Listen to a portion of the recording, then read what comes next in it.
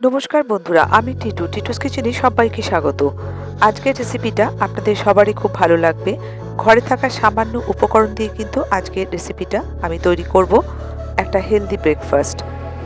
1 cup আটা দিয়ে এই রেসিপিটা তৈরি হবে, খুব সুস্বাদু হয়।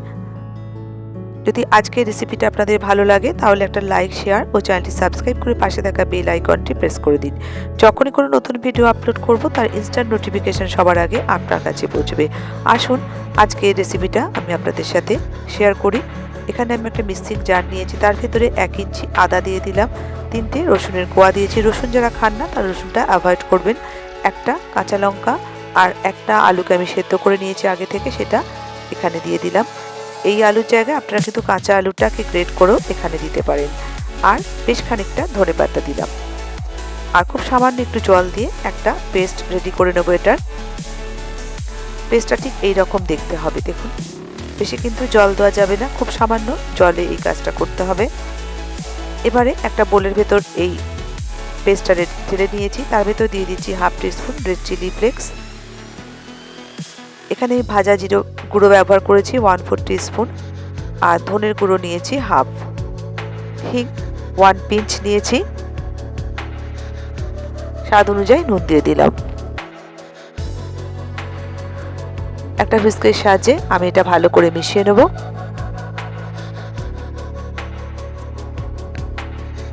এবার এর ভেতরে 1 কাপ আটা আমি দিয়ে দিলাম, ভালো করে আগে মিশিয়ে নেব। এটা যখন মেশাবো তখন কিন্তু বেশ টাইট লাগবে, তবে তাই বলে ঘন ঘন জল কিন্তু ব্যবহার করা যাবে না। এই জারটার ভেতর একটু জল দিয়ে ধুয়ে রেখেছিলাম, সেটাই অল্প অল্প করে আমি দিয়ে এখানে এই ব্যাটারটা রেডি করব। প্রথমে একটু গোড়াতে অসুবিধা হবে, আস্তে আস্তে কিন্তু ইজিলি দেখুন অনেকটাই সফট হয়ে এসছে।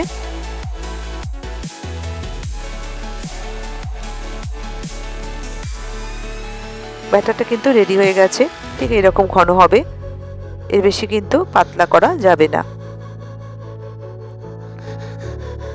এবারে এর ভেতরে বেশ খানিকটা ধনেপাতা কুচি আমি দিয়ে দিলাম। আপনারা ভাবছেন যে আমি ধনেপাতা দিয়ে আগে বেটেছি, আবার কেন ধনেপাতা দিলাম। ধনেপাতা দিলে খেতে ভালো লাগে, আমার ভালো লাগে। আপনার যদি এটা পছন্দ না হয় সেক্ষেত্রে ধনেপাতাটা ব্যবহার নাও করতে পারেন। এবার এর ভেতরে 1 পিঞ্চ আমি বেকিং সোডা দিয়ে দিচ্ছি। বেকিং সোডা দিয়ে ভালো করে মিশিয়ে নেব।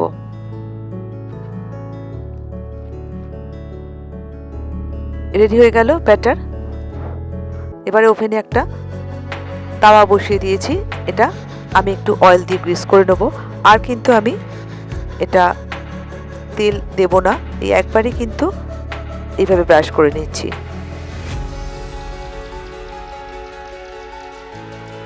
এবারে তাওয়াটা গরম হয়ে গেছে, 1 হাতা করে আমি এইভাবে ব্যাটার দিয়ে এটাকে এইভাবে ছড়িয়ে দেবো। ছড়িয়ে দিচ্ছি। ফ্লেমটা কিন্তু এই সময় একদম লোতে করে দিয়েছি। ঢাকা দিয়ে 1 মিনিটের জন্য, 1 থেকে 2 মিনিট এটা ওয়েট করলেই হয়ে যাবে। দেখবেন ওপরটা কিন্তু ড্রাই হয়ে এসেছে। দেখুন কালারটা কিন্তু চেঞ্জ হয়ে গেছে। এবার চট করে কিন্তু এটাকে উল্টানো যাচ্ছে। এবার এইভাবে টিপে টিপে ওই পিঠটাও সেঁকে নিতে হবে।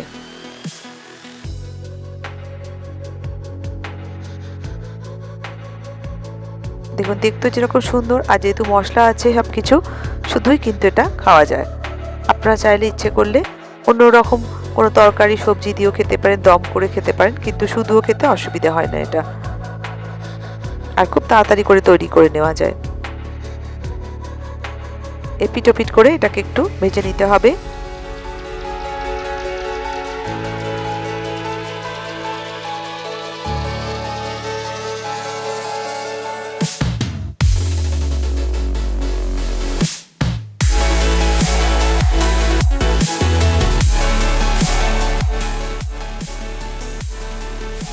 একটা রেডি হয়ে গেল, দেখুন।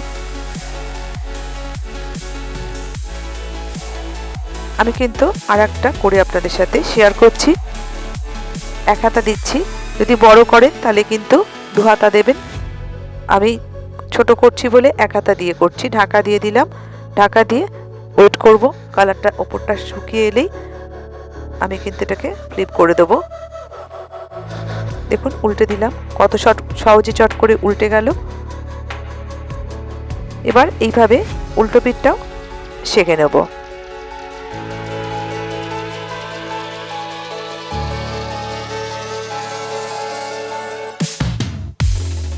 আর কালারটাও কিন্তু খুব সুন্দর থাকে।